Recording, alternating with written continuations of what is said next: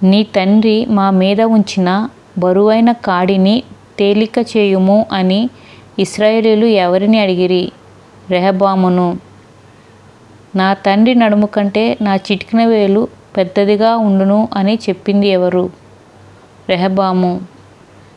పెద్దల సలహాను తిరస్కరించి యవ్వనస్తుల సలహా తీసుకున్నది ఎవరు? రెహబాము. వెట్టి పని మీద అధికారి అయిన అదోరామును రాళ్లతో కొట్టి చంపినది ఎవరు? ఇశ్రాయేలీయులు. రెహబాము ఇశ్రాయేలులకు భయపడి ఎక్కడికి పారిపోయాడు? యెరూషలేమునకు.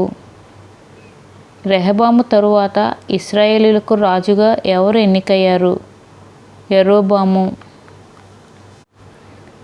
సహోదరులైన ఇశ్రాయేలీయులతో యుద్ధము చేయకుండా రెహబామును ఆపిన ప్రవక్త ఎవరు? షెమాయా. 2 బంగారు దూడలను చేయించి ఒకటి బేతేలులో మరొకటి దానులో పెట్టింది ఎవరు? యరొబాము. లేవీయులు కాని వారిని యాజకులుగా నియమించిన రాజు ఎవరు? యరొబాము. ధూపము వేయుటకు తానే బలిపీఠం ఎక్కిన రాజు ఎవరు? యరొబాము.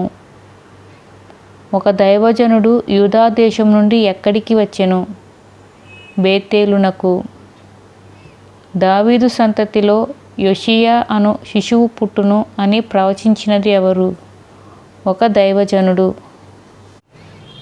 దైవజనుని బంధించమని యరొబాము చెయ్యి చాచినందుకు అతని చెయ్యి ఏమాయెను? చెయ్యి ఎండిపోయెను. ఎవరు దేవునిని వేడుకొనగా యరొబాము చెయ్యి బాగాయెను? దైవజనుడు. ముసలి ప్రవక్త ఎక్కడ నివసించుచుండెను? బేతేలునందు. అబద్ధమాడి దైవజనుని వెనుకకు రప్పించినది ఎవరు? ముసలి ప్రవక్త. ముసలి ప్రవక్త మాట విని ప్రాణమును పోగొట్టుకున్నది ఎవరు? దైవజనుడు. దైవజనుని చంపినది ఎవరు? సింహము. ముసలి ప్రవక్త వచ్చినప్పుడు దైవజనుని శవము దగ్గర ఎవరెవరు ఉండిరి? దైవజనుని గాడిద, సింహము. ముసలి ప్రవక్త దైవజనుని శవమును ఎక్కడ పాతిపెట్టెను? తన కొరకు ఉంచబడిన సమాధిలో.